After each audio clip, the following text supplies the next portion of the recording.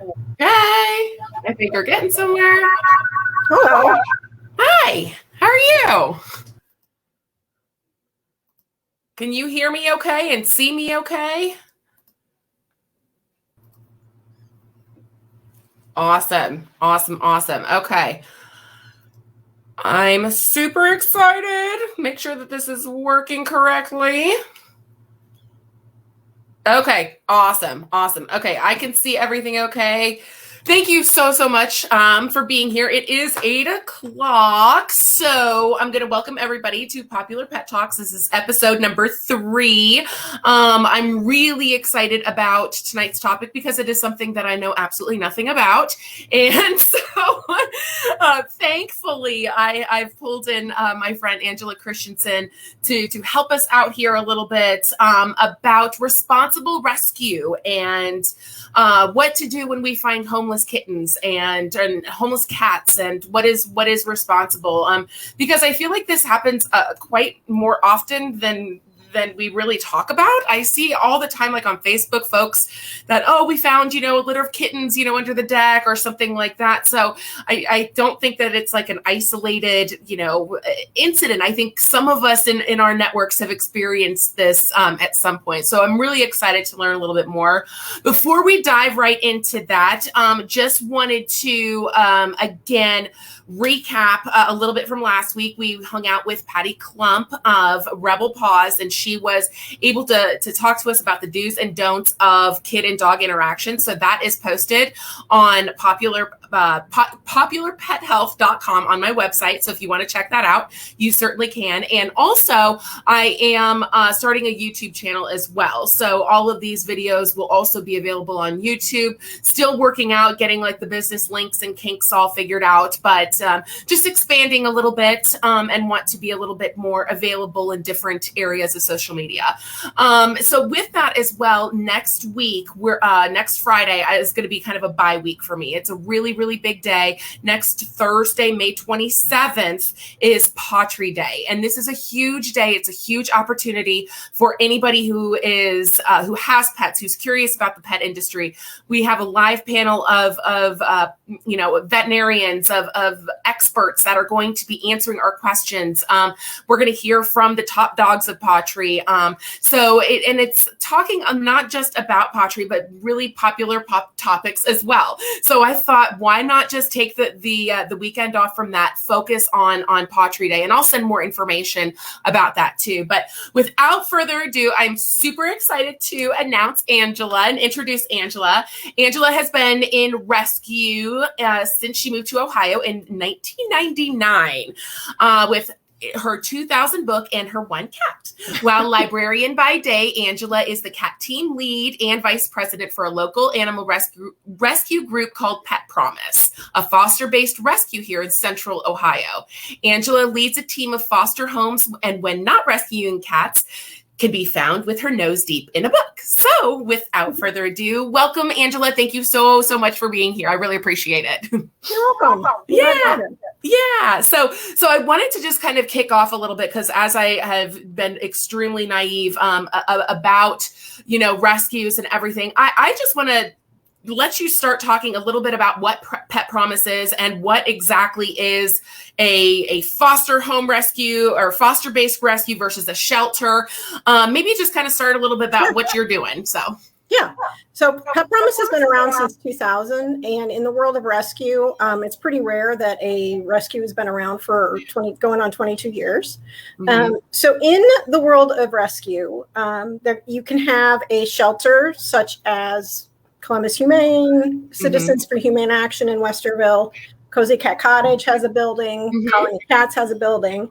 We do not have a building, and we choose that on purpose. Okay. So what we are a network of foster homes. Okay. And Pet Promise pays the medical bills and provides the food, and the homes provide the shelter and the love.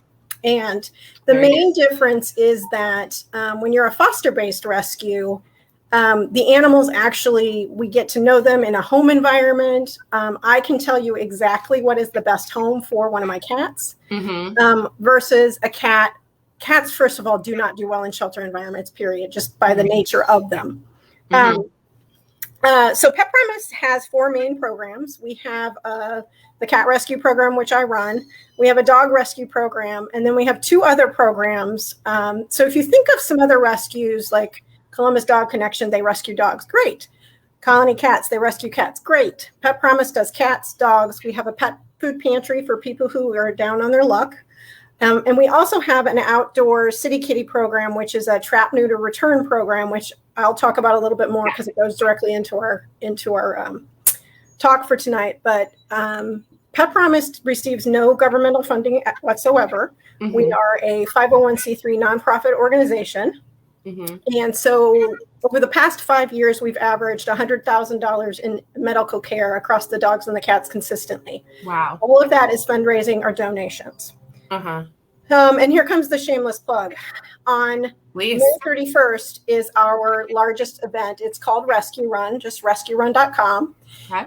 And what that is it's a 5K, 1 mile, 10K sleep in virtual event this year. So we couldn't do it last year in person, and we can't do it this year in person, but we still have to save animals. So if you're interested, you can look at rescuerun.com, and the proceeds for that will go to help us rescue more kitties and doggies. So absolutely, and I was checking that out as well. And I love the cat nap sponsorship. Oh yeah, the cat league did the cat nap option. I love that. No, that's fantastic. And one of the things that I want to do is as well is actually sponsor one of those a slot. So if there is somebody that is out there that is watching between now and then, I want to sponsor them as a team on behalf of Pawpular Pet Talks, and just want to be able to help in that capacity. Absolutely. And we'll probably be participating as well, because there's really not an excuse. It'll be Memorial Day, so we're all going to be off work, right? Well, and it's virtual, so you can do it to help little guys like these guys. Yay! There they are. So there's actually 4 in the litter. So this is how I want to start talking about the homeless cat population in Central Ohio. So these have been bottle fed. They were brought to me when they were 5 days old. There were 4 in the litter. Because mommy was a feral kitty. I'm sorry, guys. I got to put you back down.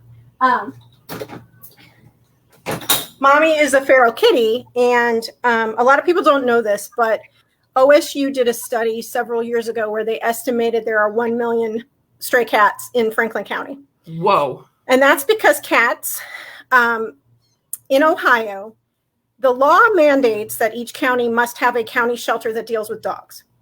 The law says nothing about cats. So most counties do not have an open intake shelter for cats. Interesting. Right. So there's nobody dealing with the population. So shelters can only take what they can adopt out. Mm-hmm. Right. I can't adopt a feral cat out to someone. Here's a cat that's going to bite your face off. Mm-hmm. It's not going to work. Right. Right. So the first thing is, if you see animals, if you see cats in your neighborhood, get a hold of Pet Promise.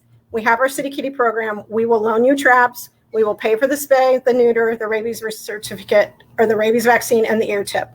Number one thing is to stop the population, because mommy kitties can have 4 litters a year round, can have between 4 and 6 kittens a year. Mm-hmm. And that is just round and round and round and round and round. We are never going to adopt our way out of that problem. We have to start with spay and neuter. Mm-hmm, mm-hmm, so a lot of people are like, well, I want her to have a litter. No, you don't. I really, really, really ask you not to do that. Mm-hmm, so every day, Pet Promise gets between 5 and 10 emails, phone calls, random friends on Facebook saying, there's a cat in my yard that had kittens. There's a cat in everybody's yard having kittens right now. So the number one thing to do is to spay and neuter. We have a program. Cat Welfare has a program. SOS has a program. So there is no excuse to allow a population to go out of control in your neighborhood. So we'll even loan you the trap. We'll show you how to use it. All you have to do is do a little bit of work. We'll pay the bills. Okay, that's good. And that was something, I'm going to try to see if I can share this, that something that you had shared with me. if I can. I'm trying to get the picture here, but what I basically wanted to show, if again I can do it, I don't know if I'll be able to. Well, I'll talk you through that too. Yeah. So is the picture that you shared with me. I'm trying to get it to pull up here, but you can go ahead and talk through that while I'm trying to pull it up. I've got one chasing my ankles right now. Here's another one. So the number one thing is, do not rush out to Lowe's or Home Depot and get a trap and trap a cat and then figure out what to do. Okay. Like, you need to talk to rescues first. You need to get your voucher. You need to have everything under control first. Because if you have a cat in a trap, it's not like, what are you going to do? I would say that's great. I have a 2-week wait list, or, the vet's office is going to say, that's great. We're not doing surgeries today. Right. So the number one thing is to reach out first, get some help from our coordinator, get some help from cat welfare, get some help from SOS to find out exactly what to do. So yeah, it's just, there's just so much right now, and there aren't enough vets that have openings. Sure. And what about, I know it's kind of our human natural inclination to feed the cats and put food out and different things like that. What do you suggest in that capacity? If you're going to feed, you have to fix, because otherwise you're going to have a population explosion, and you're part of the problem, not the solution.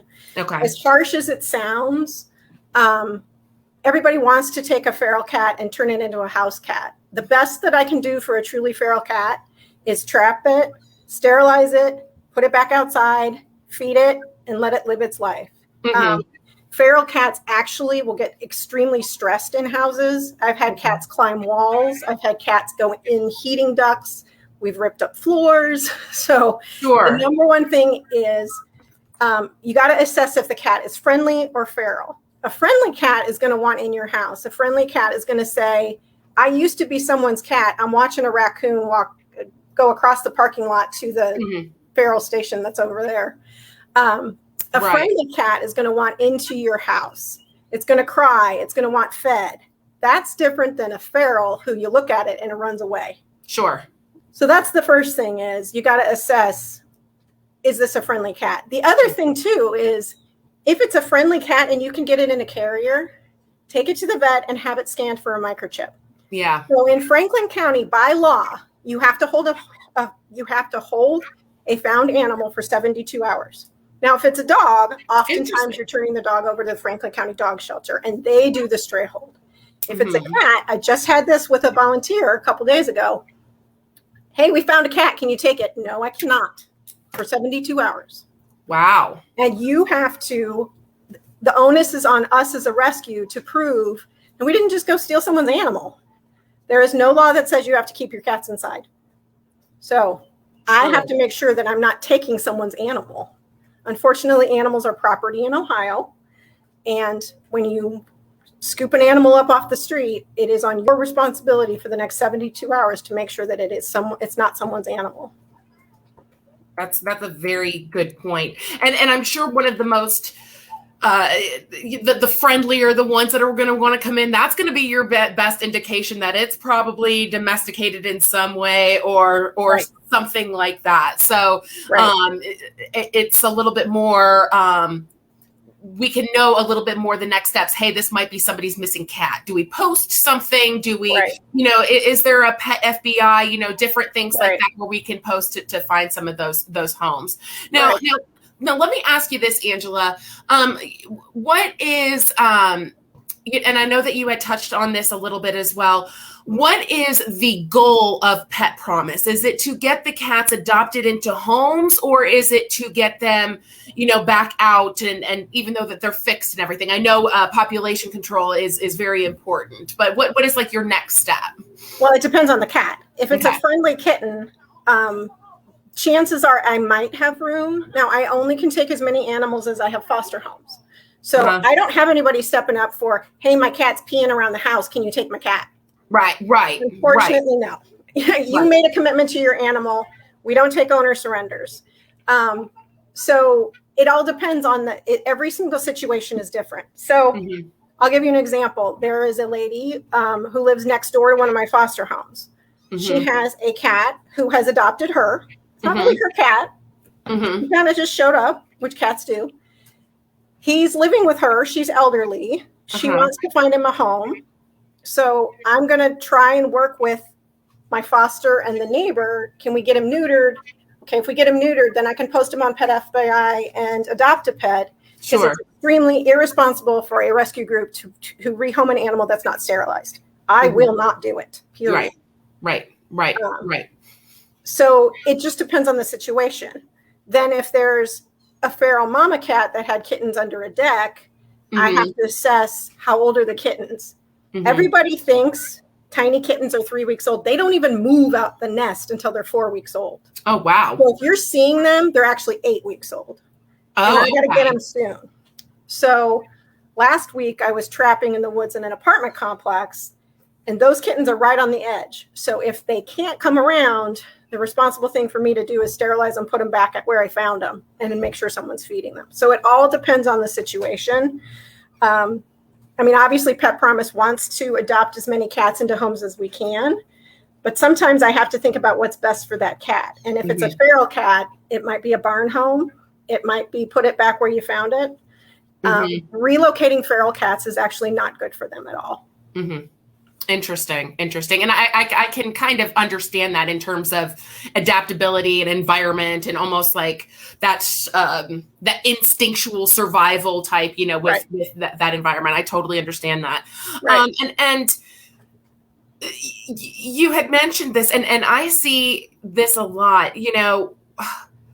if somebody does want to surrender their cat, what do they do? Say it's because of an allergy that they developed, or something in that capacity. It's not just, I'm having problems. It's something that is a better, healthier solution for the pet and the owner, for example. What do you recommend? But see, those are things you need to think about before you have an animal. Absolutely. So my former partner is a 7 and an 8 on the scale of allergies for cats and dogs. Okay. Take some allergy meds. Now, if you're having anaphylaxis, that's completely different. But those are things you have to think about when you get an animal, because an indoor cat can live 15 to 17 years. Yeah. So when I do an adopted to a single guy the other day, he's in his 20s. I said, what happens when you get married and have a baby and she wants the baby and she wants the cat gone? I will not be happy with you. Right. And we talked through that. And I have another situation where pandemic puppy, cat was upset. They didn't return the puppy. They returned the cat. And that's not okay. No, that's not. So now I have a 4-year-old cat that's been displaced, and she had a medical reason that she was irritated that the puppy wouldn't leave her alone. So these are reasons why I don't take owner surrenders. I ask you up front to be responsible with your animals. I have a paralyzed cat who gets expressed 3 times a day. Nobody can tell me that it's inconvenient. I don't expect everybody to do that. Right. But, I don't want to change the litter box. Dude, I express my cat's bladder. Yeah, that type of stuff. No, I completely understand that. And there are, I don't know. You had mentioned, the cat's lifespan. I know there are some cats that are 20, 21 years old, and it's just like and on your products, they might live that long, right? Yeah. Oh, absolutely. So if you feed good food and you do indoor only, keep them up, you might have a cat that can pass 2022. Absolutely. So, absolutely. Yeah. So I would say, I realize it happens. My mother passed away and I had to rehome her cats. That's a great, thank you. That's a great example. Yeah. It does happen. What you want to do is you want to give us time. Don't say, if you don't take them by 5 p.m., they're going to the shelter and being euthanized. Okay, dude, that's not fair. Number one, if you are, and even people our age, you need to have a plan for your animals. Right. So I'm single. I have animals. If I pass away, I have friends in Pet Promise that will take care of my animals. But I've had those conversations, right? Yeah. I know my animals will be taken care of. We also are pretty strict that we don't adopt to seniors who are, 80, 85 or something like that. Sure. That's just my job. Is I have to do what's best for the animal. Knowing a cat can live for 15 years and you're already 85, Let me find you an older animal that's in need. Hey, let's do that kind of a thing, right? Right. Absolutely. Right. No, and that's responsible. That's absolutely responsible. And that is something too that I've seen has come across. I have a lot of attorneys in my network, and one of the things that has started to come up is making those plans for your pets and putting it in ink. Exactly. And telling people where it is. Yeah. And putting it, in your afterlife plan and different things like that. And not, that was a learning thing for me. It's like, I got my kids taken care of, my 2 young kids, but Duke is only 18 months old. So what happens, with him? I would never want anything to happen. So, and I'm going to try to have an episode to talk about that a little bit more, because I think it's really important. And I think it's just responsible pet ownership as well. Similar to different things like pet insurance and everything else. Absolutely. So, and with that, we're going to start kind of winding down just a little bit. What are some things, if there were, top 3 things to kind of school us on? I am so thankful for all of this. I've been writing things down. I'm going to have some links down into the comments and everything. What are some of the top 3 things that you want us to remember and take away from this broadcast? Well, number one, if you see cats in need, please reach out and ask someone what to do. Like, I hate to say this, but cats kind of are the redheaded stepkids. Like, dogs get a lot of attention. They get a lot of money. Our dog program actually subsidizes our cat program, so I can't grump about that too much. But cats need just as much help too. And everybody's like, oh, they can just hunt. Cats that grew up inside that have been dumped don't know how to hunt. Yeah. Right? If you see an animal in need, reach out. Be nice. The emails that I respond to are the ones who I recently had a woman who her father has a significant health challenge, and she was like, hey, I just want to brighten my dad's days, whatever he has left. I took her baby kittens, right? I didn't have to do that. I wanted to do that. Reach out, ask for help, be specific, use pictures, and unfortunately, don't demand, ask for help. There's lots of organizations, but 90% of them are volunteer. Columbus Humane has staff, a few other shelters have staff, but most rescues are volunteers with day jobs. I mean, you know what my day job is. I sit next to you, right? And I would say, if you're going to feed, you have to fix.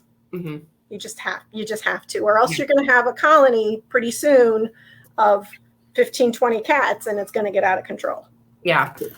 And one more thing I wanted to ask upon, because I know this had come up on my personal page before. Please educate us on declawing and everything, because question. I know that's a hot topic, and I had it up here in the corner. I'm like, I want to make sure that we touch on that real quick, because I know that's important. So put your hand up like this. Would you take scissors and chop off your first digit? I wouldn't. And don't do it to your cat. They walk on their toes. And it's not taking the nail out. They amputate the first toe. So they take that much of the finger off. Wow. It's illegal in Europe. I think it's illegal in California. Now, on a very, very, very rare case, if I have a vet, and she has said, on a very, very, very rare case, for someone who's a hemophiliac or somebody who has a bleeding disorder, okay, maybe. But I want my furniture to be nice. Get the cat a scratching post. Clip their nails. Like, my babies learn, I push their little nail out, I clip them with just human clippers, and it's not a big deal. My personal cat, the one you've seen a picture of, she screams bloody murder. I think the neighbors probably think I'm killing her. But we cut her nails just like you cut a baby's nails or a dog's nails. My parents declawed my cat when I was 13, and I will never do that to an animal ever again. And I also learned a lot of people don't know what it is. They attack with their back legs, right? Like, if, as self-defense. So, a lot of times pet owners will declaw the front paws or do all of it. And then, if something were to happen, your pet is completely defenseless. Also, not only that, but declawed cats can end up with behavioral issues. They bite because they know they can't defend themselves. Number 2, they end up with litter box issues because they don't like the way their feet feel in the sand. Yeah. Oh, that makes sense. So 9 times out of 10, if a declawed cat is returned to a shelter, it's because they're having urinary issues because they were declawed. Got it. There are so many ways to, like, I have a leather couch. Nobody scratches the leather couch. They scratch each room has a scratching appropriateness. Sure. Like would you take your kids' fingernails out? No, you give them enrichment is what you do. Right. Absolutely. No, thank you. And I'm really glad that was a good question. Because I wanted that's just it's a common behavior, especially of just, oh, yep, I get my cat, get him spayed, declawed, and, have microchipped and make it a day.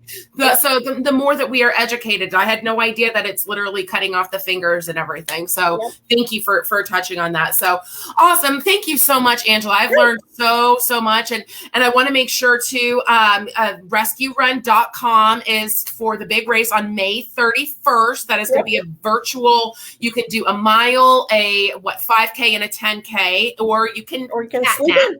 So that is an opportunity. I'm going to be sponsoring a team or a runner for that as well through Pawpular Pet Health. So if you are interested in that at all, just reach out to me, drop some information down into the comments. Additionally, I also have on my page fundraising information for petpromise.com. So if you're just interested in learning more about the organization, wanting to donate your time, your money, whatever resources, I know Angela is always opening up her arms to donations and things like that. So don't hesitate in that capacity. It's an awesome cause, and it's a unique cause because yes. And look, please guilt trip us with the kitties. I will cost Pet Promise $350 at least by the time I get adopted. And that doesn't count food. Exactly. So definitely check that out. So I'm going to put all that information in the links below, and it's all going to be there through next week. Once again, next week, it's going to be kind of a Pawpular Pet Talks bye week. We're going to be spending the day at Paw Tree Day, which is going to be on Thursday, May 27th. If you want some information about that, of course, it's completely free. We're going to be talking about everything from CBD to allergies to everything in between. So it's really good opportunity to learn a little bit more. So we have that as well. Now, second to lastly, I wanted to show this to you because my daughter, Angela, she worked very hard on this. And so she did a very specific kitty. Oh, cute. A very specific kitty coloring. So every week on this show, she wants to share some little artwork. So that was her kitty one for today. So, if you want to leave that on my desk next time you're in, that'd be cool too. Yeah, absolutely. And then our closing quote for tonight, for May 21st, before we go and have a great weekend, everybody, stop looking for happiness in the same place that you lost it. So take that little kernel. Have a great weekend. Yeah. Thanks, Angela, so much. Have a great weekend, everybody. Thanks for coming. Bye.